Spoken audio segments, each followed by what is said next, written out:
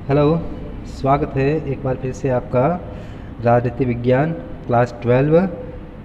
और आज हम देखने जा रहे हैं राजनीति विज्ञान पाठ्य पुस्तक क्लास 12 के खंड ब से पहली इकाई का दूसरा चैप्टर, जिसका नाम है मूल अधिकार। इस चैप्टर में हम मूल अधिकार क्या होते हैं, उनका क्या महत्व है, कौन कौन से मूल अधिकार दिए हुए हैं भारतीय नागरिकों को, इसके बाद नीति निदेशक तत्व क्या होते हैं, कौन कौन से नीति निदेशक तत्व हैं संविधान में, इसके अलावा मूल अधिकार और नीति निदेशक तत्वों में क्या संबंध है, फिर अंत में मूल कर्तव्य के बारे में हम देखेंगे। तो चलिए शुरू करते हैं हमारा आज का चैप्टर मूल अधिकार। सबसे पहले कोटेशन आ रहा है जस्टिस सप्रू का, जिसमें उन्होंने मूल अधिकार के बारे में जो बताया था, उसमें देखिए आप कि संविधान में मूल अधिकारों को रखने का उद्देश्य क्या था, क्यों शामिल किया गया मूल अधिकार को भारत के संविधान में। क्योंकि सबसे पहली बात जो है, इसका उद्देश्य नागरिकों को, जितने भी नागरिक हैं भारत में रहने वाले जितने भी लोग हैं, उन सभी लोगों को सबसे पहली बात समानता, स्वतंत्रता, न्याय और सुरक्षा उनको प्राप्त हो। और इसी उद्देश्य को पूरा करने के लिए संविधान में मूल अधिकार शामिल किए गए। अब बात करते हैं मूल अधिकारों की आवश्यकता या उसका महत्व की आवश्यकता क्यों है मूल अधिकारों की किसी व्यक्ति के लिए या समाज और राष्ट्र के लिए। तो सबसे पहली बात जो इसमें आती है, नंबर 1, प्रत्येक व्यक्ति को सुरक्षा प्रदान करना इसका लक्ष्य है। यानी कि भारत में रहने वाले हर एक व्यक्ति को, स्त्री हो या पुरुष हो, किसी भी जाति धर्म समुदाय का हो, कोई भी भाषा बोलने वाला हो, प्रत्येक नागरिक को सुरक्षा प्रदान की जाए। और मूल अधिकार जो है वो लोकतंत्र की आधारशिला है। इसी के ऊपर लोकतंत्र टिका हुआ है, अधिकारों के ऊपर, जो कि एक सभ्य राष्ट्र की, सभ्य समाज की निशानी है। नागरिकों के शारीरिक और मानसिक विकास के लिए, नैतिक विकास के लिए भी मूल अधिकारों का होना आवश्यक है। इन्हीं के द्वारा एक नागरिक, एक व्यक्ति अपना शारीरिक विकास कर पाएगा, मानसिक विकास कर पाएगा और नैतिक विकास कर पाएगा अपनी इच्छा के अनुरूप। सेकंड पॉइंट जो है इसका, जिसमें शासन की स्वेच्छाचारिता, शासन यानी कि सरकार, राज्य की स्वेच्छाचारिता, स्वेच्छाचारिता का मतलब वो अपनी मनमानी ना करे। तो शासन की मनमानी को रोकने के लिए भी मूल अधिकारों का होना आवश्यक है, ताकि वे सत्ता का दुरुपयोग नहीं कर सके। यानी कि शासन की जो शक्तियाँ होती है, उन शक्तियों का वो गलत इस्तेमाल ना कर सके, अपने फ़ायदे के लिए इस्तेमाल ना कर सके। और दूसरी बात, बहुमत दल की तानाशाही, यानी कि जिस पार्टी का संसद में बहुमत होता है वो पार्टी सरकार बनाती है। तो अगर किसी पार्टी को बहुमत मिल जाए तो उसका ये मतलब नहीं है कि उसको कुछ भी करने की आज़ादी मिल जाएगी। तो इस तरह की बहुमत की जो तानाशाही होती है, उससे नागरिकों की सुरक्षा करना, तो इसके लिए भी इसका होना आवश्यक है। दूसरी बात इसमें बताई गई है कि मूल अधिकार साधारण कानूनों से ऊपर होते हैं। यानी कि मूल अधिकार जो है वो संविधान में लिखे हुए हैं, उसकी सुरक्षा कैसे की जाएगी वो उसमें वर्णित है। इसमें सरकार आसानी से संशोधन नहीं कर सकती है, कर तो सकती है लेकिन आसानी से नहीं कर सकती है। और इनकी स्थिति जो साधारण कानून जो होते हैं, जो संसद विधानसभाएं जो दिन रात जो कानून बनाते हैं, उनसे ये ऊपर होते हैं। और अगर साधारण कानून इनके खिलाफ जाते हैं मूल अधिकारों के, तो ये साधारण कानूनों को ख़त्म किया जा सकता है। फिर राज्य की विधि निर्माण की शक्ति, यानी कि सरकार जो कानून बनाती है, संसद विधानसभा जो कानून बनाती है, उस कानून बनाने की शक्ति पर यह अंकुश लगाता है, रोक लगाता है कि आपको कानून बनाते समय किन किन चीज़ों का ध्यान रखना है। कि अगर आप कानून बना रहे हैं, ठीक है, आपके पावर में है कानून बनाना, देश की आवश्यकता के लिए कानूनों की ज़रूरत होती है, लेकिन कानून बनाते समय नागरिकों के मूल अधिकारों को ध्यान में रखा जाए कि मूल अधिकारों पर किसी प्रकार की आँच न आए। ठीक है, इसके आगे मूल अधिकारों के लिए सबसे पहली बात, न्यायिक सुरक्षा प्राप्त है। यानी कि अगर किसी व्यक्ति के अधिकारों को किसी प्रकार की हानि पहुंचती है या उसे लगता है कि वो उनका इस्तेमाल नहीं कर पा रहा है, प्रयोग नहीं कर पा रहा है, तो वो आर्टिकल 32 यानी कि संविधान का जो अनुच्छेद 32 है और आर्टिकल 226 के द्वारा वो न्यायालय की शरण प्राप्त कर सकता है और न्यायालय द्वारा इनको न्यायिक सुरक्षा प्रदान की जाती है, यानी कि आप अपने अधिकारों की सुरक्षा के लिए कोर्ट में जा सकते हैं। चौथा पॉइंट जो है आवश्यकता का आधार, लोकतंत्र का आधार स्तंभ है। जिन देशों में लोकतंत्र है उन देशों में अधिकार भी है, और जिन देशों में आप देखते हैं जहाँ पे लोकतंत्र नहीं है, सैनिक तानाशाही है या किसी दल विशेष की तानाशाही है, जैसे बात करें हम चीन या दक्षिण कोरिया, उत्तर कोरिया, तो वहाँ पर नागरिकों के पास अधिकार है ही नहीं, उनके सिर्फ कर्तव्य हैं। और जहाँ पे लोकतंत्र है वहाँ नागरिकों को अधिकार प्राप्त हैं। अब बात करें आगे इसी में लोकतंत्र का कारक, आधार स्तंभ के बाद समानता का कारक, यानी कि समानता यानी कि प्रत्येक व्यक्ति समान रूप से अपने अधिकारों का प्रयोग कर सकता है, उसके साथ किसी प्रकार का कोई भेदभाव किसी दूसरे व्यक्ति के द्वारा, किसी संस्था के द्वारा या राज्य या सरकार के द्वारा नहीं की जाती है। तो समानता की स्थापना करने के लिए भी अधिकारों का होना आवश्यक है। अधिकार होगा तो ही प्रत्येक व्यक्ति समानता प्राप्त कर पाएगा, और अगर समानता है तो वहाँ पर विशेषाधिकार नहीं होंगे, विशेषाधिकारों का वहाँ पर अभाव होता है, विशेषाधिकारों का अंत कर दिया जाता है। किसी आदमी के पास स्पेशल राइट्स नहीं होते, जो दूसरे नागरिकों को होते हैं वही बाकी सबको भी प्राप्त होते हैं। और अंतिम जो है इसमें मानवीय स्वतंत्रता का संरक्षक होता है मूल अधिकार। मानव मात्र की स्वतंत्रता के लिए अधिकारों का होना आवश्यक है। तो चलिए आगे हम शुरू करते हैं कि भारत के संविधान में कौन कौन से मूल अधिकार जो हैं वो दिए गए हैं भारतीय नागरिकों को। तो भारत के संविधान की अगर बात करें तो संविधान का भाग 3 जो है वो मूल अधिकारों से संबंधित है। भाग 3 मूल अधिकार, तो इसको मानव अधिकारों का चार्टर या घोषणा पत्र कहा जाता है। शामिल किया गया है संविधान के भाग 3 अनुच्छेद 12 से लेकर के आर्टिकल 12 से लेकर के आर्टिकल 36 तक 30 तक तथा आर्टिकल 32 से 35 तक इसका वर्णन किया गया है। यानी कि आर्टिकल 12 से लेकर के आर्टिकल 35 तक मूल अधिकार दिए हुए हैं भारत के संविधान में, सिर्फ आर्टिकल 31 को छोड़ करके, देखिए आप, यानी कि अनुच्छेद 12 से लेकर के 35 तक मूल अधिकार दिए हुए हैं, जिसमें सिर्फ एक आर्टिकल 31 नहीं है। आर्टिकल 31 जो था वो था संपत्ति का अधिकार, जिसको कि जो 44th संविधान संशोधन हुआ था 1979 में, उस संविधान संशोधन से संपत्ति के अधिकार को मूल अधिकार की कैटेगरी से बाहर निकाल दिया गया है। अब वो सिर्फ आपका एक कानूनी अधिकार है। इसलिए इस अधिकार के खत्म होने के बाद अब भारत के नागरिकों को 6 मूल अधिकार अभी वर्तमान में प्राप्त है। ठीक है, इससे पहले कितने थे? 7 थे। मूल संविधान में 7 अधिकार थे, और संविधान संशोधन के बाद में 79 में जो 44वां संविधान संशोधन हुआ था उसके बाद नागरिकों के पास 6 अधिकार बचते हैं। तो मूल संविधान में जो अधिकारों की संख्या थी वो 7 थी। 44वां संविधान संशोधन 1979 संपत्ति के मूल अधिकार को अधिकारों की कैटेगरी से हटा दिया है, मूल अधिकारों की कैटेगरी से, और उसको एक कानूनी अधिकार, मात्र एक कानूनी अधिकार है।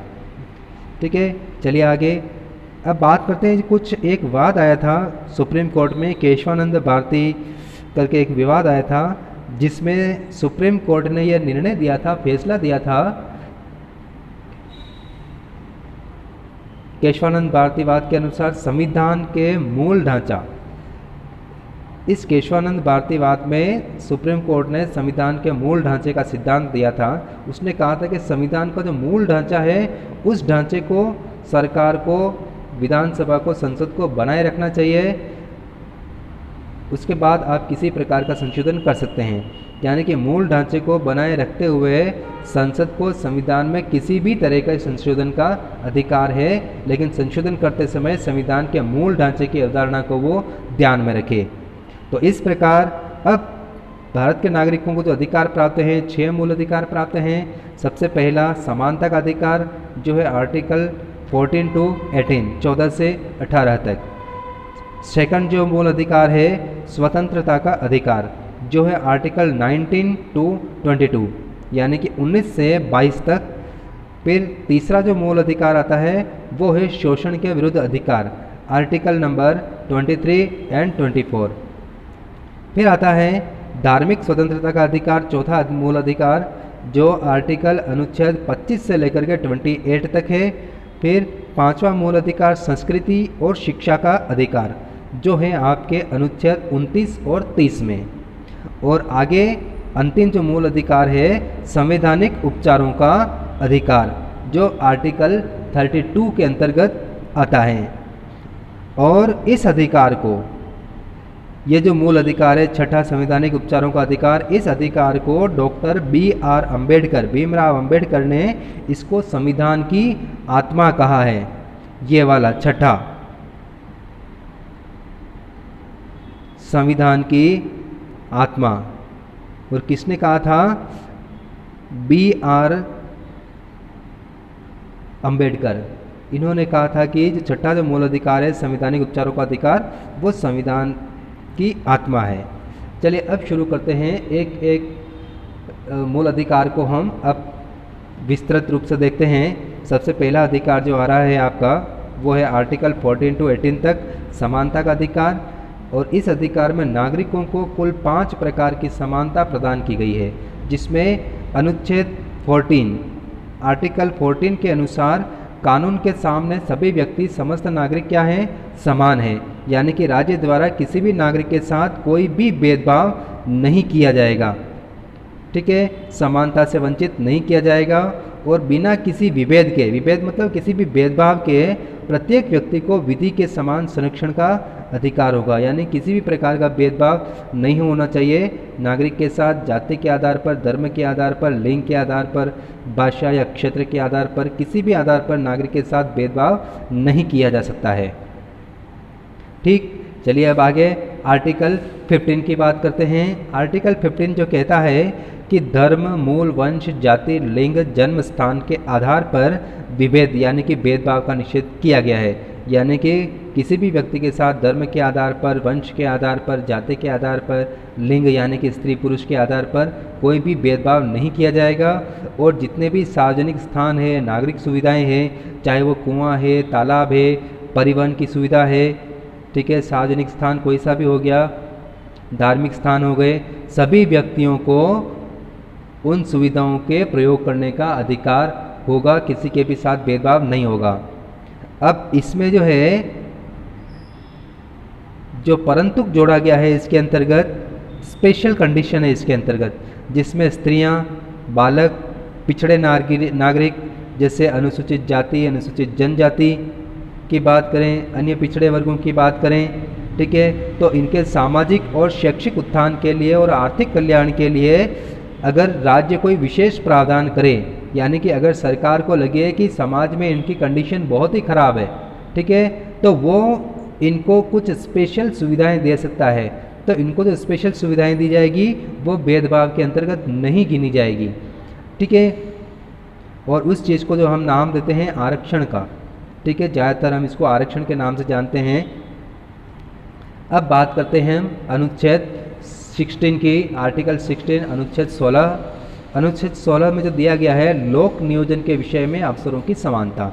लोक नियोजन का मतलब होता है सरकारी नौकरी के संबंध में अगर सरकार कोई नौकरी के लिए वैकेंसी निकालती है तो उसमें सभी व्यक्ति समान रूप से उसमें पार्टिसिपेट कर सकते हैं। यानी कि नौकरी के लिए हर आशार्थी आवेदन भर सकता है, तैयारी कर सकता है, ठीक है।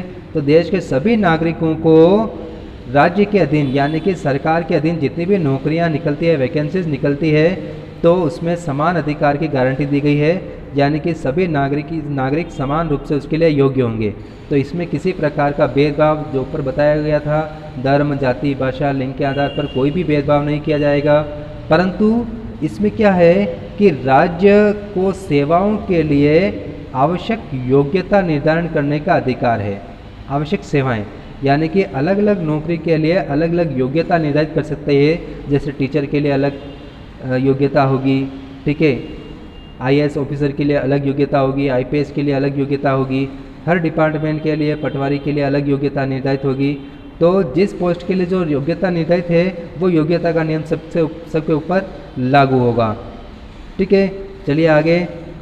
और इसके साथ ही क्या है, मूल निवासी एसटी, एससी, ओबीसी महिलाओं को समानता प्रदान करने के उद्देश्य से आरक्षण का प्रावधान राज्य कर सकता है। अगर सरकार को ये लगे कि इन वर्गों को या इन वर्गों के लोग सरकारी नौकरियों में नहीं है या बहुत ही कम है, नहीं के बराबर है, तो ऐसे में इनके लिए स्पेशल प्रावधान जिसको कि आरक्षण कहा जाता है वो किया जा सकता है और कुछ सीटें इनके लिए आरक्षित की जा सकती है जिसके ऊपर सिर्फ इन्हीं वर्गों से लोगों को नियुक्ति दी जाएगी। तो इसको भी भेदभाव के अंतर्गत नहीं गिना जाएगा क्योंकि वो इनके विकास के लिए और समान प्रतिनिधित्व के लिए आवश्यक है। चलिए अब बात करते हैं हम आर्टिकल 17 की बात करते हैं, जो है अस्पृश्यता का अंत, अनुच्छेद 17(17). इसमें जो बताया गया है कि सामाजिक समानता की स्थापना करने के लिए, यानी कि समाज में सभी व्यक्ति धर्म जाति के आधार पर किसी के साथ कोई भेदभाव नहीं हो, तो उन्हें समानता प्रदान करने के लिए, और दूसरा अगर कोई व्यक्ति उच्च जाति के लोग, उच्च समुदाय के लोग निम्न जातियों के साथ भेदभाव करते हैं, उनको आगे बढ़ने से रोकते हैं, तो इस तरह के खतरे से उनको संरक्षण प्रदान करने के लिए क्या है, अस्पृश्यता जो हजारों सालों से भारतीय समाज में चली आ रही थी, जिसको छुआछूत भी कह सकते हैं, ठीक है, इसको दंडनीय अपराध घोषित किया गया। यह खास तौर से दलितों के प्रति यह व्यवहार किया जाता था ऊंची जातियों के लोगों के द्वारा।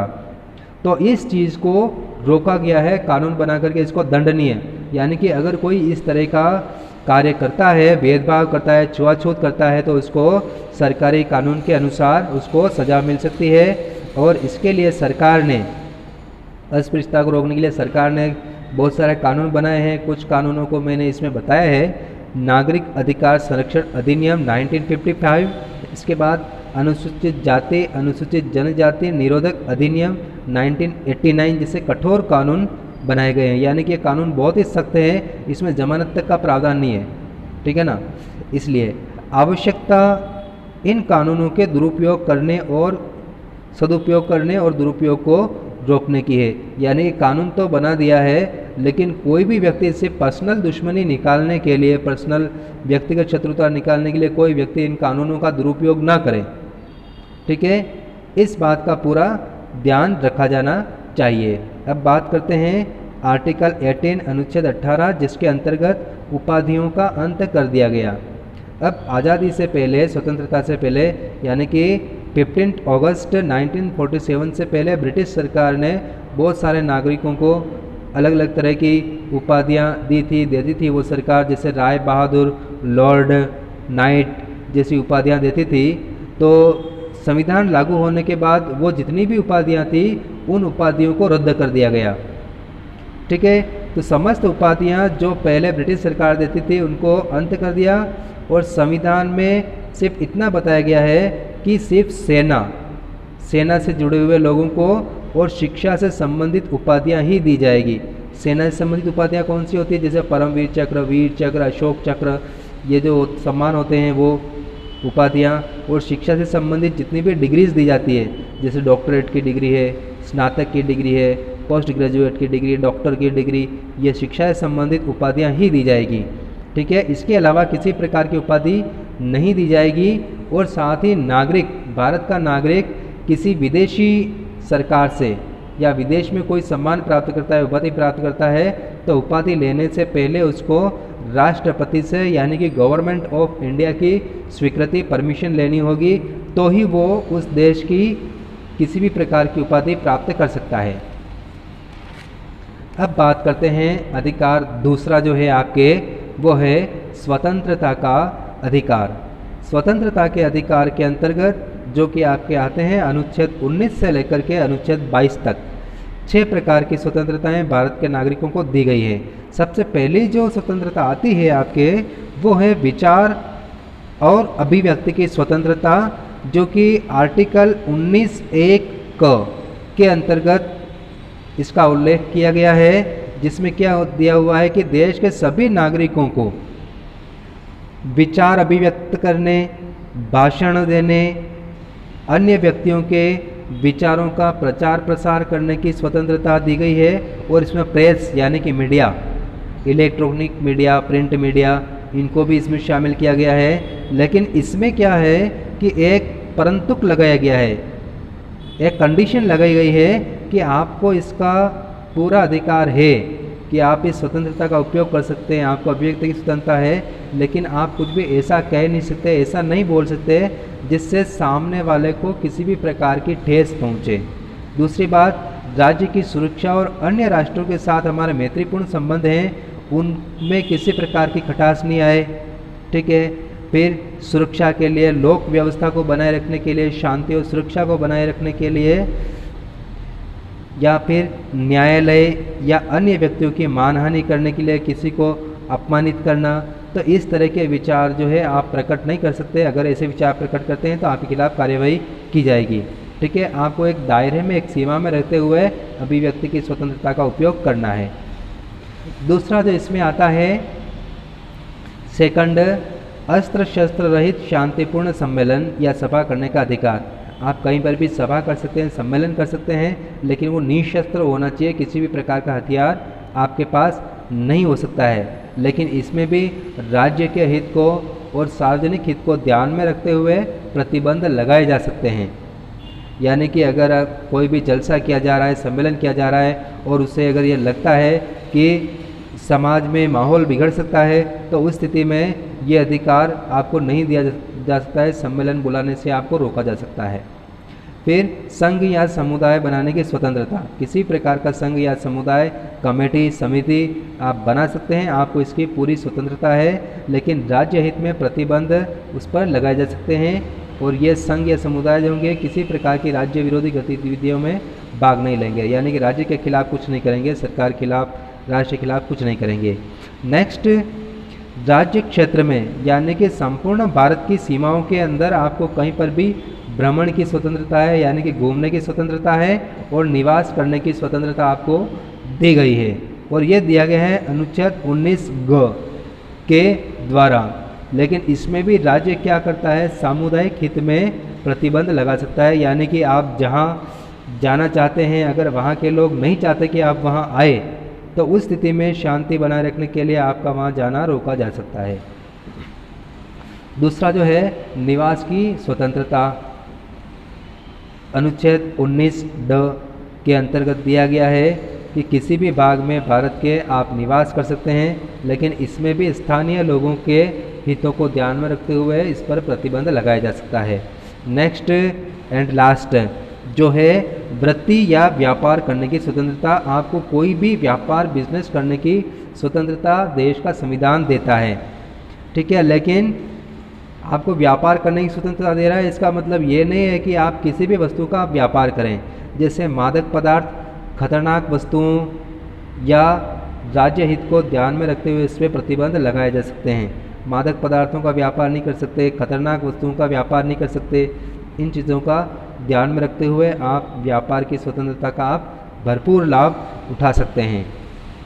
अब बात करते हैं अनुच्छेद 20 स्वतंत्रता के अधिकार के अंतर्गत जो है अपराधों के लिए दोष सिद्धि के विषय में स्वतंत्रता। अगर किसी व्यक्ति के ऊपर कोई आरोप लगाया जाता है कि उसने अपराध किया है, तो उस स्थिति में यदि किसी के ऊपर अपराध लगाया गया है तो उसको कौन कौन से अधिकार प्राप्त होंगे, उसके पास कौन सी स्वतंत्रता होगी। तो ऐसे लोग जिनको अपराधी मानते हुए अगर पुलिस गिरफ्तार कर लेती है, तो उस स्थिति में उनके क्या अधिकार होंगे, जिसको गिरफ्तार किया है उसके। तो ये प्रावधान किसी भी व्यक्ति को तब तक अपराधी नहीं ठहराया जाएगा, यानी कि आपको अपराध के आरोप में जेल में तो डाल दिया गया है, लेकिन आप जब तक अपराधी नहीं हैं, जब तक कि क्या है, पहली बात अपराध के वक्त लागू किसी कानून का उल्लंघन नहीं किया हो, यानी कि जो अपराध हो रहा है उस अपराध के वक्त आपके ऊपर कोई कानून तो लागू नहीं हो रहा है और आपने कोई कानून तो नहीं तोड़ा है, इस बात को ध्यान में रखा जाएगा। दूसरी बात, एक व्यक्ति को एक अपराध के लिए एक ही बार सज़ा दी जाएगी, एक अपराध के लिए उसको 2 बार सज़ा नहीं मिल सकती है। और तीसरी बात, अपराध करते समय निर्धारित सज़ा से अधिक सज़ा नहीं दे सकते, कोर्ट ज़्यादा सज़ा नहीं दे सकती है, यानी कि चोरी करने के लिए या किसी की हत्या करने के लिए जो जो सज़ाएँ निर्धारित है वही सज़ा मिलेगी।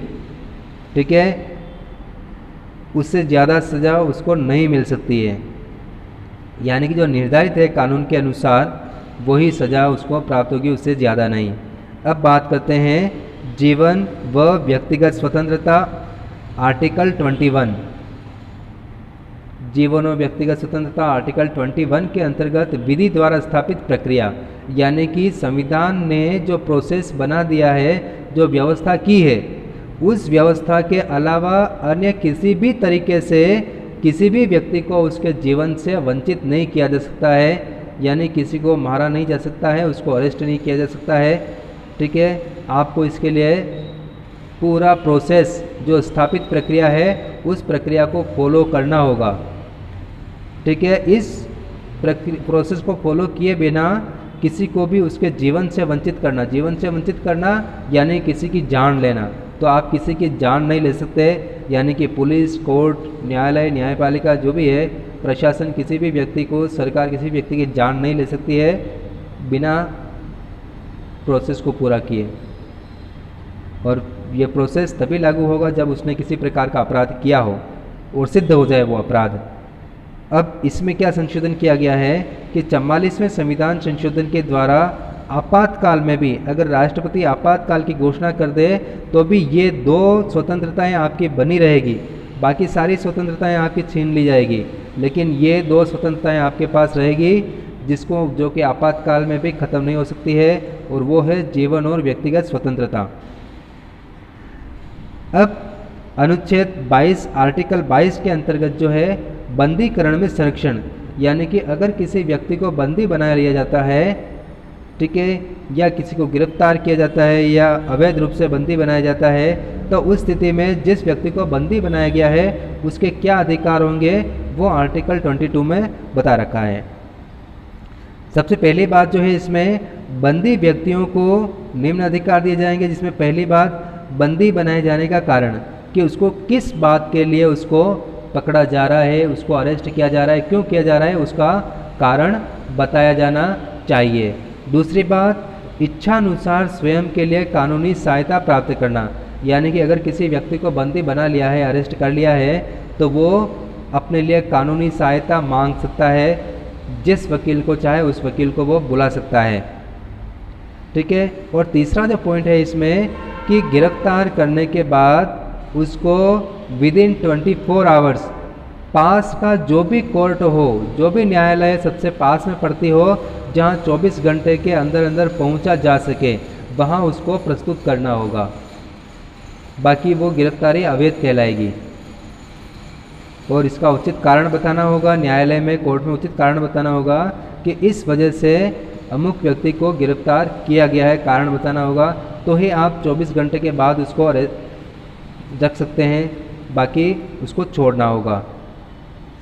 और अब ये जो अधिकार हैं ये तीनों ही, ये किसके ऊपर लागू नहीं होंगे? शत्रु देश के नागरिक। अगर किसी शत्रु देश के नागरिक को पकड़ा जाता है तो उसको ना तो कारण बताया जाएगा, ना उसको कोर्ट में पेश किया जाएगा, जब तक खतरा टलता नहीं है तब तक। ठीक है, तो ये शत्रु देश के नागरिकों को ये अधिकार नहीं मिलेगा। और दूसरी बात, निवारक नज़रबंदी के अधीन गिरफ्तार बंदियों पर भी ये लागू नहीं होगा, यानी कि जिन व्यक्तियों के ऊपर निवारक नज़रबंदी कानून लागू हो जाता है वो भी इसके दायरे में नहीं आएंगे। अब निवारक नज़रबंदी क्या होती है ये चलिए अब देखते हैं आगे। निवारक नज़रबंदी का जो मतलब होता है कि बिना किसी न्यायिक प्रक्रिया के नज़रबंद रखना किसी भी व्यक्ति को, यानी कि बिना कोर्ट में हाजिर किए किसी भी व्यक्ति को बंदी बनाया जा सकता है। लेकिन यहाँ पर क्या नज़रबंदी यानी कि आपको आप ही के घर में कैद करके रख देंगे, आप कहीं पर भी आ जा नहीं सकते, किसी से भी बात नहीं कर सकते, सारे संपर्क भी तोड़ दिए जाएंगे। तो बिना किसी न्यायिक प्रक्रिया के उसको बंदी बनाना, वो नज़रबंद रखना, उसको उसके ऊपर नज़र रखना, वो कहलाता है निवारक नज़रबंदी। अब निवारक नज़रबंदी होती क्या है कि अगर सरकार को ये लगे कि अमुक व्यक्ति, फलाना व्यक्ति अपराध कर सकता है या संभावना है कि वो अपराध करने जा रहा है, तो उसको अपराध करने से पहले उसको अपराध करने से रोकना कि वो कोई अपराध नहीं कर दे। ठीक है, तो इसके लिए उसको पकड़ करके उसके घर पर ही या किसी दूसरे स्थान पर उसको बंद कर दिया जाता है, ठीक है, ताकि वो अपराध न कर सके। तो इसी में चलिए आगे, राज्य को यह अनुमान हो जाए कि कोई व्यक्ति ऐसा अपराध करने जा रहा है जिससे क्या हो सकता है, राज्य की सुरक्षा खतरे में आ जाए, या राज्य की सुरक्षा को खतरा उत्पन्न हो जाए, या अगर समाज में शांति व्यवस्था बिगड़ जाए, है ना, तो उस स्थिति में क्या है कि उसको नज़रबंद किया जा सकता है। तो इसमें राज्य बिना किसी प्रकार की जांच किए, बिना जांच पड़ताल किए, बिना इंक्वायरी किए एक सीमित अवधि तक उसको बंदी बना सकता है, और ये अवधि होती है 3 माह, यानी कि 3 महीने तक व्यक्ति को या जो अपराध कारित कर सकता है ऐसे व्यक्ति को बंदी बना करके रख सकती है। अब चलिए आगे देखते हैं। और इस अवधि से अधिक समय तक अगर उसको बंदी बनाए रखना है, यानी कि 3 महीने तक तो मिनिमम है, और इन 3 महीनों के अंदर अंदर ज़रूरी नहीं है कि उसको कोर्ट में पेश करें, ठीक है, उसको घर के अंदर ही नज़रबंद रखना है या किसी भी स्थान पर। लेकिन अगर 3 महीने से ज़्यादा तक उसको अगर बंदी बनाना है, 3 महीने से ज़्यादा नहीं कर सकते, लेकिन अगर 3 महीने से ज़्यादा करना है तो उसके लिए उससे कोर्ट से परमिशन लेनी होगी, और वो भी हाई कोर्ट से। हाई कोर्ट से परमिशन लेनी होगी। हाई कोर्ट उसके लिए एक समिति गठित करेगा, और वो समिति फिर किसी भी मामले पर कि क्यों उसको नज़रबंद किया गया है उसके कारणों पर विचार करेगी, और वो फिर उसकी राय के अनुसार उसके 3 माह की जो ये अवधि होती है उस अवधि को बढ़ा सकती है। और अगर उसको ये लगे कि आगे बंदी बनाए जाने का उचित कारण नहीं है प्रशासन के बाद में, तो उसको छोड़ना पड़ता है। अब निवारक नज़रबंदी के कानून कौन कौन से, किन किन कानूनों के अंतर्गत किसी व्यक्ति की गिरफ्तारी होती है या नज़रबंद किया जाता है। तो इसमें पहला जो कानून आता है जिसको हम शॉर्ट में रासुका भी कहते हैं, या NSA, नेशनल सिक्योरिटी एक्ट 1980 में बना था ये। और इसका उद्देश्य क्या था, सामुदायिक और जातीय दंगों से, यानी कि समुदायों के बीच में अगर दंगे होते हैं या विभिन्न जातियों के बीच में दंगे हो जाते हैं, कोई भी व्यक्ति अगर ऐसे भाषण देता है जिससे नफरत फैल सकती है, हिंसा हो सकती है, तो ऐसे व्यक्तियों को उस कार्य को करने से रोकने के लिए और राष्ट्रीय सुरक्षा के लिए खतरनाक गतिविधियां कर सकने वाले लोगों को पकड़ करके उसको निषिद्ध किया जा सकता है, यानी कि एक जगह पे उसको कैद करके रखा जा सकता है।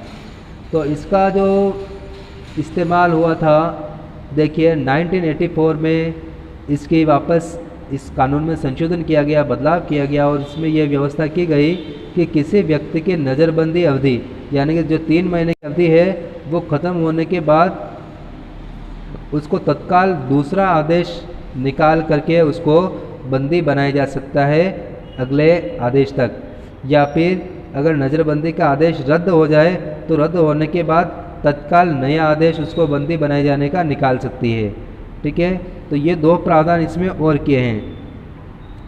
और दूसरी बात जो इसमें क्या व्यवस्था की गई है कि जिस व्यक्ति को नज़रबंद किया गया उसके ऊपर अगर बहुत सारी धाराएं जोड़ दे, बहुत सारे आपराधिक केस जोड़ दे उसके ऊपर, तो प्रत्येक अपराध के लिए, प्रत्येक धारा के लिए या प्रत्येक कारण जो भी बताए जाते हैं, हर कारण के लिए अलग अलग बार उसको अदालत में रखा जाएगा।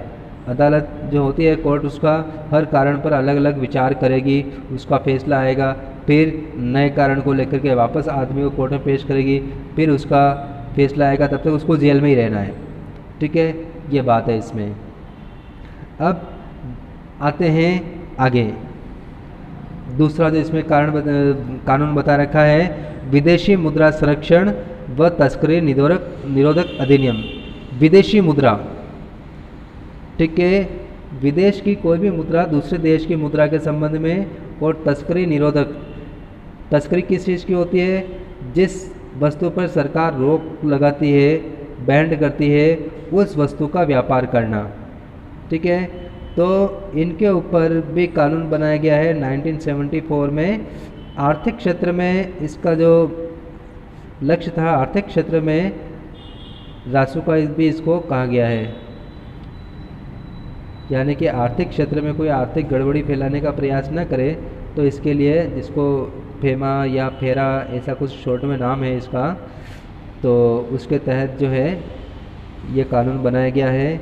एक कानून जो आपका आता है गैर कानूनी गतिविधियां निवारण अधिनियम, जो कि 2004 में बनाया गया था।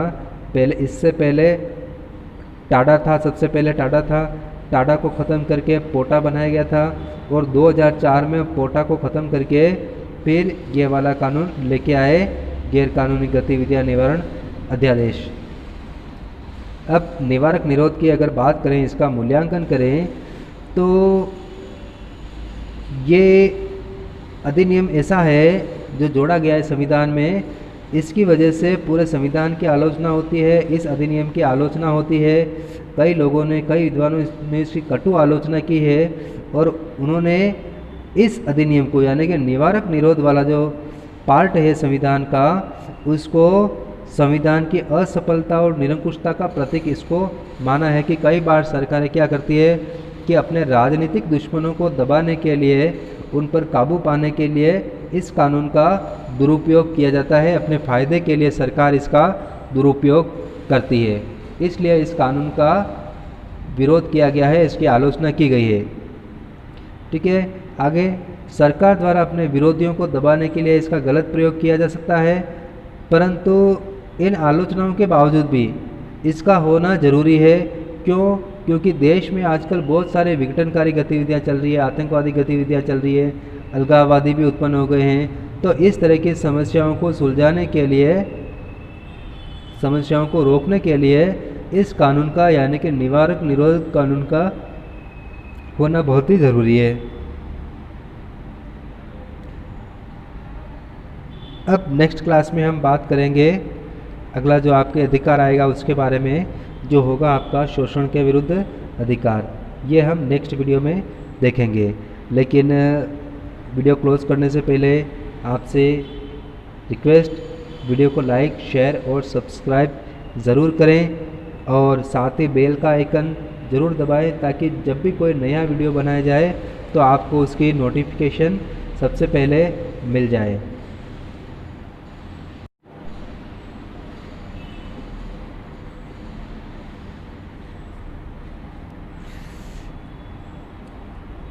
एक बार फिर से आपका स्वागत करता हूँ पॉलिटिकल साइंस क्लास 12, और हम जो इसमें पढ़ रहे थे खंड ब से दूसरा चैप्टर मूल अधिकार, नीति निर्देशक तत्व और मूल कर्तव्य। और इसमें हमने पिछली वीडियो में जो शुरू किया था, मूल अधिकार शुरू किया था, जिसके अंतर्गत हम 2 मूल अधिकार हम देख चुके हैं, जिसमें एक स्वतंत्रता का मूल अधिकार, एक समानता का मूल अधिकार, ये दोनों हम देख चुके हैं। और आज जो हमारी क्लास स्टार्ट हो रही है वो होगी शोषण के विरुद्ध अधिकार पर। और वीडियो शुरू करने से पहले आपसे निवेदन है, आप वीडियो पूरा देखें और साथ ही वीडियो को लाइक, शेयर और सब्सक्राइब ज़रूर करें। तो चलिए शुरू करते हैं। शोषण के विरुद्ध अधिकार। शोषण के विरुद्ध अधिकार आपके संविधान के अनुच्छेद 23 और 24, इन 2 अनुच्छेद के अंतर्गत आता है। अनुच्छेद 23 क्या कहता है कि मानव के क्रय विक्रय और बेगारी पर इसमें रोक लगाई गई है। मनुष्यों का क्रय विक्रय, किसी भी व्यक्ति को पकड़ करके उसको खरीदना और बेचना, और बेगारी का मतलब बिना पेमेंट के उससे काम करवाना, बिना तनख्वाह, बिना सैलरी के उससे काम करवाना। तो इन दोनों चीज़ों पर रोक लगाई गई है संविधान के द्वारा। बलात्श्रम, ज़बरदस्ती काम करवाना बिना काम के। फिर मनुष्यों के खरीद फरोख्त, तो उनको खरीदना बेचना। दास्ता यानी कि उनको गुलाम बनाए रखना। ये सभी क्या है, अमानवीय काम है, बहुत ही बर्बर आदिवासी जमाने वाले काम है, ठीक है ना, आदिम युग के चीज़ें हैं ये। तो ऐसे आज के वर्तमान का सभ्य समाज है, उनमें इस चीज़ को मान्यता नहीं दी जा सकती है, इसलिए इस चीज़ पर रोक लगा दी गई है और इसके ऊपर बहुत सारे कानून बनाए गए हैं। तो इस तरह के जो अमानवीय शोषण है, उन शोषण को कानूनों के अनुसार अलग अलग समय पर अलग अलग कानून बना करके इन चीज़ों को दंडनीय अपराध घोषित किया गया है। परंतु राज्य हित में, लेकिन अगर राज्य चाहे, सरकार चाहे, तो अनिवार्य श्रम योजना लागू कर सकती है। अनिवार्य श्रम के अंतर्गत क्या होता है कि सभी व्यक्तियों को श्रम करना अनिवार्य होगा। लेकिन अनिवार्य श्रम तो करा रही है, लेकिन फ्री में नहीं करवाया जाएगा आपसे कोई भी काम, आपको उसके लिए क्या किया जाएगा, एक तो आपको पेमेंट मिलेगा, फ्री में नहीं करवाएंगे पेमेंट मिलेगा, और दूसरी बात किसी भी प्रकार का विभेद यानी कि अनिवार्य श्रम की योजना लागू करते के समय किसी के साथ भी कोई भी भेदभाव नहीं किया जाएगा, धर्म जाति लिंग के आधार पर कोई भेदभाव नहीं किया जाएगा। अब आर्टिकल 24 की बात करें हम, तो आर्टिकल 24 बाल श्रम का निषेध करता है, जिसमें कहा गया है कि 14 वर्ष से कम आयु के जितने भी बालक बालिकाएं हैं उनसे कारखानों में, खानों में, किसी प्रकार के होटल दुकान पर, ठीक है ना, या कोई अन्य जोखिमपूर्ण कार्य है जिसमें जोखिम है, जान जाने का खतरा रहता है, शारीरिक मानसिक नुकसान पहुंचने का खतरा रहता है, तो ऐसे कार्य में 14 वर्ष तक के व्यक्तियों को नियुक्त नहीं किया जा सकता है। भले सामने वाले की कंडीशन कितनी भी खराब हो, घर में कोई कमाने वाला नहीं है, अकेला बालक है, कमाने वाला जो भी है, उसकी आयु अगर 14 वर्ष से कम है, लेकिन उसको क्या परिवार चलाने के लिए काम करना है, लेकिन फिर भी नहीं करवा सकते उससे किसी प्रकार का कार्य, सरकार या कानून मजबूरी नहीं देखता है, ठीक है ना। तो जोखिमपूर्ण कार्यों में या किसी प्रकार के कार्यों में, होटलों में भी आप उससे काम नहीं करवा सकते। फिर अगला जो अधिकार आता है आपका धार्मिक स्वतंत्रता का अधिकार। संविधान का जो अनुच्छेद दिया हुआ है 25, 26, 27 और 28, इन 4 अनुच्छेद में 25 से लेकर के 28 तक, सबसे पहला जो आता है इसमें अनुच्छेद 25 अंतःकरण की स्वतंत्रता। अंतःकरण यानी कि आप किस धर्म को मानते हैं ये आपका अपना व्यक्तिगत फैसला होगा, ठीक है। किसी भी धर्म को आपको स्वीकार करने, उसका प्रचार प्रसार करने, यानी कि धर्म की बातों को फैलाने के लिए, जनता में फैलाने के लिए आपको अधिकार दिया गया है। साथ ही किसी भी धर्म को अनुसरण करने की स्वतंत्रता दी गई है आपको। तो ये सभी अधिकार आपको प्राप्त हैं। धार्मिक संस्थाओं में या धार्मिक स्थानों में नागरिकों को प्रवेश का अधिकार है इसके अंतर्गत, यानी कि जाति के आधार पर, धर्म के आधार पर आप किसी धार्मिक स्थान पर किसी व्यक्ति को प्रवेश करने से नहीं रोक सकते, और किसी भी व्यक्ति को पूजा करने से भी आप नहीं रोक सकते। किसी भी जाति का हो और अगर वो मंदिर में या कहीं पर भी पूजा करना चाहता है तो वो कर सकता है, उसको उसका अधिकार दिया गया है, दर्शन कर सकता है, पूजा कर सकता है। तो ये अधिकार बिना किसी भेदभाव के प्राप्त हैं। अब आगे जो हम बात करते हैं कि धार्मिक मामलों के प्रबंध की स्वतंत्रता, जो नेक्स्ट जो आ रहा है 25 के बाद आर्टिकल 26, जो क्या कहता है कि सभी धर्म के लोगों को अपने संबंध में, कोई सा भी धर्म हो, हिंदू मुस्लिम जैन सिख ईसाई, ठीक है ना, तो इन सभी धर्मों को अपने धर्म के मामले में सबसे पहली बात धार्मिक संस्थाओं के निजी मामले का प्रावधान वो कर सकते हैं। यानी कि अगर किसी धर्म वालों की अपनी कोई संस्था है तो उस संस्था का नियम क्या होगा ये वो खुद तय कर सकते हैं, सरकार इसमें दखल नहीं देगी। दूसरी बात, संपत्ति के अर्जन करना, उसका विधि अनुसार संचालन करना, यानी कि आप प्रॉपर्टी अगर प्राप्त करना चाहते हैं तो आप प्रॉपर्टी प्राप्त, अर्जन का मतलब प्राप्त करना, कमाना, ठीक है, तो ये आप कर सकते हैं, आपको अधिकार है।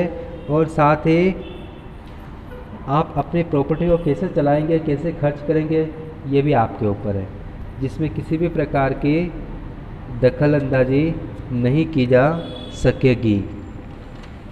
नेक्स्ट देखते हैं हम, नेक्स्ट अधिकार जो आ रहा है वो है इसी में आगे धार्मिक शिक्षण संस्थाओं की स्थापना, यानी कि प्रत्येक धर्म वालों को अपने धर्म की शिक्षण संस्थाएं खोलने की स्वतंत्रता दी गई है।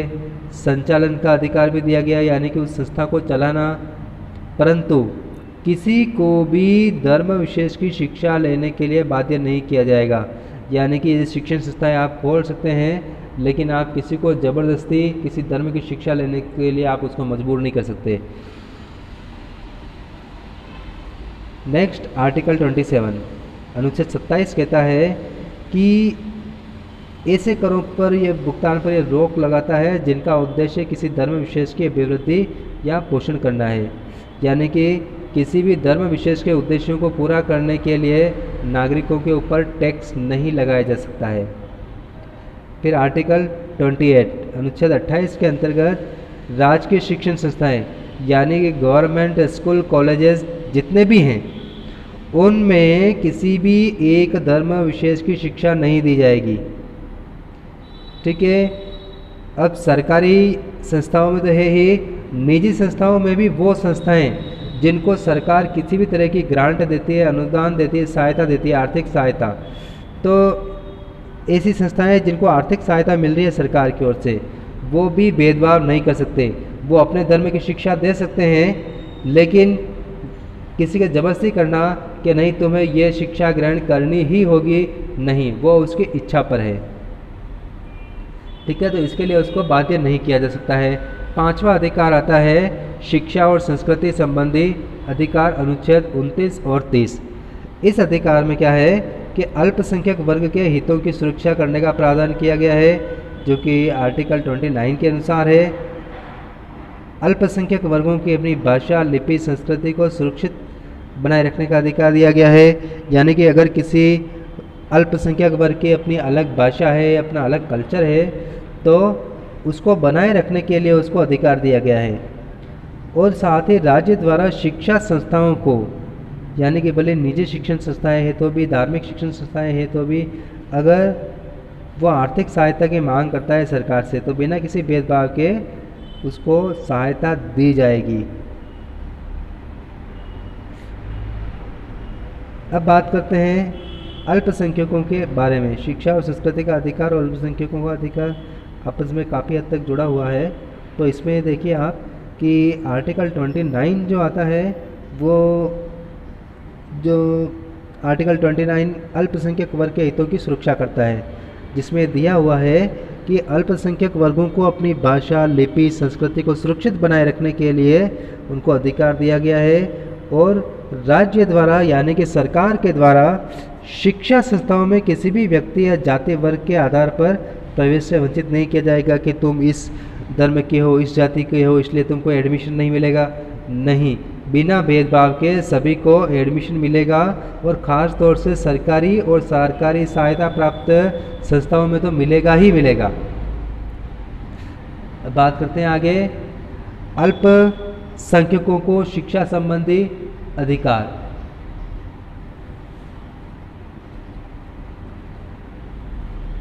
सॉरी, आपको दिखा नहीं था, तो फिर से कर देता हूँ। शिक्षा और संस्कृति संबंधी अधिकार आर्टिकल 29 एंड 30। इसमें दो अनुच्छेद है। दोनों ही अनुच्छेदों में पहले अनुच्छेद में अल्पसंख्यक वर्ग के हितों की सुरक्षा के लिए, यानी कि उनको अपनी भाषा, लिपि, संस्कृति को सुरक्षित बनाए रखने का अधिकार दिया गया है, और इसके लिए वो शिक्षा संस्थाएं खोल सकते हैं और बालकों को उनकी शिक्षा दे सकते हैं। ठीक है। इसी में आगे राज्य द्वारा शिक्षा संस्थाओं में किसी भी व्यक्ति राज्य द्वारा, यहाँ पर मैं सहायता कर देता हूँ, राज्य द्वारा सहायता प्राप्त, यानी कि जिनको राज्य सरकार सहायता दे रही है उसमें भी किसी प्रकार किसी व्यक्ति वर्ग इन सबको प्रवेश से नहीं रोका जाएगा धर्म के आधार पर कि तुम एडमिशन नहीं ले सकते, इसे आप नहीं कर सकते। अब अगला जो है इसके अंतर्गत आर्टिकल 30 में अल्पसंख्यक वर्ग जितने भी हैं उन सभी वर्गों को अपनी अपनी शिक्षण संस्थाएं खोलने का, स्थापना खोलने का अधिकार, उनको चलाने का अधिकार, संचालन का अधिकार दिया गया है आर्टिकल 30 के अंतर्गत। और अगर वो राज्य से सहायता मांगते हैं, सरकार से वित्तीय सहायता मांगते हैं, तो सरकार उनको वित्तीय सहायता देगी, यानी कि धन की सहायता देगी, और वो ऐसा करते समय किसी भी प्रकार का भेदभाव नहीं करेगी, किसी को वंचित नहीं करेगी कि हम इस धर्म वालों को सहायता नहीं देंगे, इसी धर्म वालों को देंगे, ऐसा नहीं होगा। सभी धर्म वालों को बराबरी के आधार पर, समानता के आधार पर सहायता मिलेगी। एक जो इसमें आ रहा है आपके शिक्षा का अधिकार। शिक्षा का अधिकार क्या है? पहले शिक्षा का अधिकार शामिल नहीं था, शिक्षा की बात जरूर की गई थी नीति निर्देशक तत्वों में, लेकिन बाद में एक संशोधन किया गया संविधान में वो संशोधन था 86वां 86 कॉन्स्टिट्यूशनल अमेंडमेंट, जिसके अंतर्गत, जो कि 2002 में हुआ था, इसके अंतर्गत क्या किया गया कि संविधान में अनुच्छेद 21A जोड़ा गया। अनुच्छेद 21 के बाद में 21A जोड़ा गया और ये जोड़ करके शिक्षा को मूल अधिकार का दर्जा दिया गया है कि यानी कि अब शिक्षा जो है वो भी एक मूल अधिकार होगा। और इसके अंतर्गत 6 वर्ष से 14 वर्ष तक के बालकों को सरकार या राज्य निःशुल्क और अनिवार्य शिक्षा प्रदान कराने का प्रयास करेगा और ये राज्य का दायित्व होगा, यानी कि सरकार का दायित्व, कर्तव्य होगा, उसकी ड्यूटी होगी कि वो इस बात का ध्यान रखे कि 6 से 14 वर्ष तक के सभी बालक शिक्षा प्राप्त करें और वो भी निःशुल्क और अनिवार्य। इसीलिए सरकारी शिक्षण संस्थाओं में बालकों को फ्री शिक्षा, एकदम मुफ्त शिक्षा प्रदान की जाती है, कोई फीस नहीं ली जाती है। और उसके बाद एक संशोधन इसमें और करके निजी शिक्षण संस्थाओं में भी 25% सीटें सरकार ने आरक्षित की है निर्धन श्रेणी वालों के लिए, और उनको जो भी निजी संस्था में 25% सीटों पर पढ़ता है उसको उसकी पढ़ाई का सारा खर्चा सरकार उस संस्था को प्रदान करती है, यानी कि जितने सीटें होती है उसके 25% सीटें आरक्षित होती है। लेकिन ये 25% आरक्षण वहाँ पे सिर्फ प्रारंभिक कक्षा में होता है, यानी कि जो विद्यालय जिस कक्षा से शुरू होता है, यानी से पहली से 12वीं तक है, तो सिर्फ पहली कक्षा में ही उस 25% का लाभ मिलेगा। ये नहीं कि आप सेकंड क्लास के लिए 25% मांगे, वो नहीं मिलेगा। जो फर्स्ट क्लास से जो 25% में जितने बच्चे आ गए वही बच्चे आगे से आगे चलते रहेंगे। ठीक है, तो इस तरह से ये हो गया आपका शिक्षा का अधिकार। और अंतिम जो अधिकार आता है वो है छठा अधिकार, संवैधानिक उपचारों का अधिकार, आर्टिकल 32। अब ये अधिकार इसमें क्यों शामिल किया गया कि संविधान निर्माता ये चाहते थे कि मूल अधिकारों की उचित क्रियान्विति हो, यानी कि वो सही तरीके से पूरे देश में अधिकारों को लागू किया जाए, भाग 3 को लागू किया जाए संविधान को, जो कि मूल अधिकारों का है। तो इस बात को सुनिश्चित करने के लिए कि सभी व्यक्तियों को अधिकार मिले, अपने अधिकार का उपयोग करें। ठीक है, इसके लिए आर्टिकल 32 जो कि संवैधानिक उपचारों का अधिकार है वो शामिल किया गया। और इसमें क्या है, संवैधानिक उपचार यानी कि संविधान के द्वारा उपचार यानी कि इलाज की सुविधा दी गई है। किसके संबंध में? मूल अधिकारों के संबंध में इलाज, यानी कि आपको जो अधिकार दिया गया है, आपको ये लगता है कि कोई दूसरा व्यक्ति या संस्था या स्वयं सरकार आपको आपके अधिकार से वंचित कर रही है, तो आपके इन अधिकारों की सुरक्षा के लिए आप न्यायपालिका की शरण ले सकते हैं। न्यायपालिका में आप जा सकते हैं, कोर्ट में जा सकते हैं और कोर्ट आपके अधिकारों की पूरी सुरक्षा करेगी। और इसके संबंध में जैसा कि मैंने चैप्टर के फर्स्ट में ही बता दिया था, शुरुआत में ही, डॉक्टर BR अम्बेडकर ने इस अनुच्छेद के बारे में क्या कहा है, संविधान का हृदय और आत्मा की संज्ञा दी है इसको। कौन से अधिकार को? संवैधानिक उपचारों के अधिकार को। अब आगे चलते हैं। उच्चतम न्यायालय और उच्च न्यायालय मूल अधिकारों की सुरक्षा हेतु 5 प्रकार के रिट या लेख जारी कर सकते हैं, यानी कि आप अपने अधिकारों की सुरक्षा के लिए या तो आप उच्चतम न्यायालय यानी कि सुप्रीम कोर्ट में जा सकते हैं, या फिर हाई कोर्ट अर्थात उच्च न्यायालय में आप अपील कर सकते हैं। इसके अलावा किसी भी दूसरे न्यायालय में, जिला न्यायालय में या खंड न्यायालय में आप अपील नहीं कर सकते हैं। सीधे हाई कोर्ट और सुप्रीम कोर्ट में ही इसकी अपील हो सकती है अधिकारों की सुरक्षा के लिए। और जब कोर्ट एक्शन लेता है तो उस समय वो 5 प्रकार की रिट जारी करता है। 5 प्रकार की रिट कौन कौन सी है वो देखिए आप। सबसे पहले आता है बंदी प्रत्यक्षीकरण यानी कि हेबियस कॉर्पस। ये क्या होता है कि जिस व्यक्ति को बंदी बनाया गया है किसी के भी द्वारा, तो उस व्यक्ति को यानी कि बंदी व्यक्ति को एक निश्चित समय में उसको कारण सहित कि उसको बंदी क्यों बनाया गया है, कारण सहित कोर्ट के सामने उपस्थित करने का आदेश दिया जाता है कि आपने इस व्यक्ति को अवैध रूप से बंदी बना लिया है या ये व्यक्ति जो है लापता हो चुका है, इसलिए बंदी को प्रत्यक्षीकरण यानी कि बंदी को प्रत्यक्ष किया जाए, यानी कि हमारे सामने लाया जाए, इस बात का आदेश जारी कर सकती है। और किस कारण से बंदी बनाया गया है वो भी जान सकती है। अगर कोर्ट को ये लगे कि उसको गलत तरीके से बंदी बनाया गया है तो कोर्ट उसको तत्काल फौरन उसको छोड़ने की आज्ञा देता है। सेकंड जो इसमें आता है परमादेश मैंडेमस, जिसमें जो भी राजकीय अधिकारी होता है, सरकारी अधिकारी होता है, अगर वो अपने काम को सही ढंग से नहीं कर रहा है, अपना काम सही तरीके से नहीं कर रहा है, तो कोर्ट उसको आदेश दे सकती है कि आप अपना काम ढंग से करें। ठीक है। नेक्स्ट प्रतिषेध लेख प्रोहिबिशन, जो क्या होता है कि सर्वोच्च न्यायालय या उच्च न्यायालय जो होते हैं, सुप्रीम कोर्ट और हाई कोर्ट, वो अपने नीचे आने वाले जितने भी न्यायालय हैं उन न्यायालयों को ये जारी कर सकता है। और ये होता क्या है कि जो अधीनस्थ न्यायालय होता है वो अपने अधिकार क्षेत्र के बाहर जाकर के किसी मामले की सुनवाई न करें। अगर कोर्ट को ये लगता है कि जिला न्यायालय या खंड न्यायालय ऐसे केस की सुनवाई कर रहा है जो उसको नहीं करनी चाहिए, उसके अधिकार क्षेत्र में नहीं आती है, तो उस केस के मामले में उसको सुनवाई करने से रोक सकता है।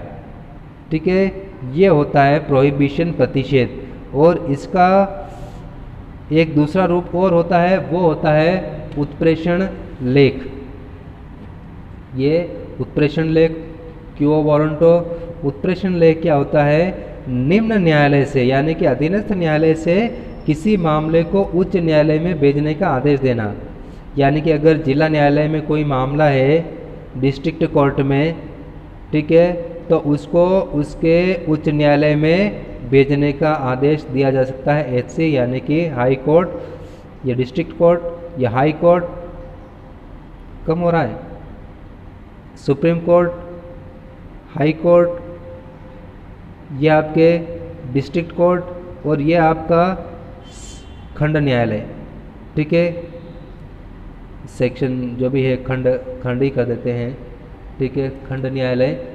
तो अपना भारत का जो न्यायिक सिस्टम है वो कुछ इस तरह से, ठीक है, सबसे ऊपर सुप्रीम कोर्ट है, ठीक है, उसके नीचे जितने भी राज्य हैं उनकी हाई कोर्ट है और उनके नीचे प्रत्येक राज्य की, जिस राज्य की हम बात करें उस राज्य के जिला न्यायालय आते हैं और जिला न्यायालयों के नीचे आते हैं जो अलग अलग तहसील होती है जिले में, उन तहसीलों के न्यायालय होते हैं। ठीक है। इस तरह से तो अधीनस्थ न्यायालय यानी कि इसके लिए ये अधीनस्थ हो गया, इसके लिए ये अधीनस्थ हो गया, इसके लिए ये अधीनस्थ हो गया, और सुप्रीम कोर्ट के लिए तो सभी अधीनस्थ हैं। तो वो अधीनस्थ न्यायालय से उच्च न्यायालय की तरफ यानी कि तहसील न्यायालय से डिस्ट्रिक्ट कोर्ट या हाई कोर्ट के पास भेजना, या फिर अगर ये कोई काम कर रहा है और ये इस सुनवाई कर रहा है किसी केस की और इसको अधिकार नहीं है, तो उससे भी इसको रोक करके दूसरे कोर्ट में भिजवाया जा सकता है मामलों को। और अंतिम जो इसमें आता है अधिकार परीक्षा, 5 प्रकार की जो रिट जारी करता है उसमें 5वें प्रकार की जो रिट है वो है अधिकार परीक्षा। ये क्या होता है कि यदि कोई व्यक्ति किसी अनुचित तरीके से या गैर कानूनी तरीके से किसी सार्वजनिक पद पर, ठीक है ना, किसी पोस्ट पर उसकी नियुक्ति होती है या वो पद ग्रहण कर लेता है, ज़बरदस्ती किसी पोस्ट पे आके बैठ जाता है, ठीक है, तो कोर्ट क्या करता है कि उसको नोटिस जारी करता है इस अधिकार परीक्षा के अंतर्गत कि आप किस अधिकार की वजह से इस पद पर बैठे हैं, ये उससे कारण जानने के लिए आदेश दे सकता है। और अगर वो आदेश नहीं देता है या गलत कारण बताता है, ठीक है ना, पोस्ट पर नियुक्त होने का, तो उस स्थिति में कोर्ट उसको उस पोस्ट से हटा सकती है और उस पोस्ट को रिक्त घोषित कर सकती है। यानी कि डॉक्टर की पोस्ट पे अगर कोई इंजीनियर आकर के बैठ जाए, इंजीनियर की पोस्ट पे डॉक्टर आकर के बैठ जाए तो वो नहीं बैठ सकते भाई, ठीक है ना। तो उसको कोर्ट जारी कर सकता है, आप क्यों बैठे हो भाई यहाँ पे, चलो हटो यहाँ से, ठीक है ना। तो इस तरह का आदेश दे सकता है। अब बात करें मूल अधिकारों के मूल्यांकन की। मूल अधिकारों का मूल्यांकन में सबसे पहले आप देखिए, पहली बात इसमें कि प्रत्येक मूल अधिकार, चाहे कोई सा भी मूल अधिकार हो, संवैधानिक उपचारों का अधिकार छोड़ करके, तो सभी अधिकारों के ऊपर कोई न कोई प्रतिबंध लगा रखा है, ठीक है। और हर अधिकार के ऊपर प्रतिबंध होने से इसकी आलोचना की जाती है कि संविधान ने नागरिकों को अधिकार दिए एक हाथ से और दूसरे हाथ से उसको वापस छीन लिए, इसलिए इसकी आलोचना की जाती है, क्योंकि हर अधिकार के साथ में प्रतिबंध है। दूसरा जो है इसमें आपातकाल में मूल अधिकारों को स्थगित करने की राष्ट्रपति की शक्ति, यानी कि जब भी राष्ट्रपति प्रेसिडेंट इमरजेंसी डिक्लेयर करते हैं तो उस वक्त मूल अधिकार जो हैं वो सभी खत्म हो जाते हैं। तो ये जो पावर है राष्ट्रपति की, और दूसरा निवारक नज़रबंदी वाला कानून, इसकी आलोचना की गई है। तीसरा, व्यवस्थापिका द्वारा बनाई गई नागरिक हितों के प्रतिकूल विधियों, यानी कि संसद या विधानसभा कोई ऐसा कानून बनाती है जो नागरिकों के हित या उनके अधिकारों के खिलाफ जा रही है, ठीक है। तो ऐसे में क्या है कि न्यायपालिका को जिम्मेदारी दे रखी है उनकी सुरक्षा के लिए, लेकिन कई दफ़ा हम देखते हैं कि न्यायपालिका नागरिकों के अधिकारों में सक्षम नहीं हो पाती है, क्योंकि सरकारें उसकी परवाह नहीं करती है, विधानसभाएं, संसद उसकी परवाह नहीं करती है। इसलिए चौथा जो इसमें है, मौलिक अधिकारों पर लगाए गए प्रतिबंधात्मक व्यवस्था, यानी कि मौलिक अधिकार जितने भी हैं उनके साथ प्रतिबंधात्मक व्यवस्थाएं, सबके साथ प्रतिबंध लगा रखे हैं। तो इसमें क्या है कि कई बार सत्ता के द्वारा, सत्ता यानी कि सरकार के द्वारा, शासन के द्वारा इसका इस्तेमाल अपने विरोधियों को दबाने के लिए किया जाता है, विरोधियों को पकड़ने के लिए, उनको सताने के लिए उसका इस्तेमाल किया जाता है। अगला इसमें कुछ विशेष वर्गों के लिए संरक्षण, ठीक है। कौन कौन से विशेष वर्ग, ST SC OBC जितने भी आते हैं उनके लिए मूल अधिकारों में कुछ आरक्षण संबंधी प्रावधान किए गए हैं, ठीक है। तो इन आरक्षण संबंधी प्रावधानों को आलोचना का सामना करना पड़ रहा है, यानी कि आरक्षण की आलोचना की जा रही है, क्योंकि इसका इस्तेमाल, इस प्रावधान का इस्तेमाल राजनीति के लिए किया जा रहा है, वोट बैंक की राजनीति के लिए। सिर्फ पार्टियां इसका इस्तेमाल सिर्फ वोट हासिल करने के लिए करती है, लोगों को भड़का करके, बेला फुसला करके सिर्फ वोट हासिल करना उनका लक्ष्य होता है, इसलिए इसकी आलोचना की जाती है। और दूसरी बात, आरक्षण जब दिया गया 1950 में, जब संविधान लागू हुआ, सिर्फ 10 साल के लिए दिया गया था, लेकिन वोट बैंक की राजनीति की वजह से हर 10 साल में इसको अगले 10 साल के लिए आगे बढ़ा दिया जाता है। जैसे वर्तमान में ये था 31 दिसंबर 2020 तक आरक्षण की समय सीमा थी, जिसको एक बार फिर से वोट बैंक की राजनीति के चलते इसको फिर से अगले 10 साल यानी कि 2030 तक के लिए इसको बढ़ा दिया गया। तो ये सिर्फ वोट बैंक की राजनीति की वजह से ही हो रहा है। नेक्स्ट जो इसमें है, शोषण के विरुद्ध अधिकार होने के बावजूद भी आज भी क्या है कि बहुत सारे वंचित वर्ग ऐसे हैं जिनका आज भी शोषण हो रहा है और उनको शोषण से मुक्ति नहीं मिल पाई है, इसलिए भी इसकी आलोचना की जाती है। और अंतिम जो इसमें पॉइंट है मूल्यांकन के अंतर्गत, जिसके अंतर्गत मौलिक अधिकारों की सुरक्षा संबंधी जो प्रक्रिया है, जो न्यायिक प्रक्रिया है कि आप अपने अधिकारों की सुरक्षा के लिए कोर्ट में जा सकते हैं। तो ये प्रक्रिया क्या है कि इतनी लंबी, जटिल और खर्चीली है कि नागरिकों अपने उन अधिकारों की सुरक्षा कर ही नहीं पाते, कोर्ट में नहीं जा पाते, क्योंकि बहुत ही खर्चा होता है, टाइम लगता है, जटिल प्रक्रिया है, इसलिए यह सफल नहीं है। तो इसके साथ ही आपका मूल अधिकारों वाला जो सेक्शन है इस चैप्टर में वो फिनिश होता है।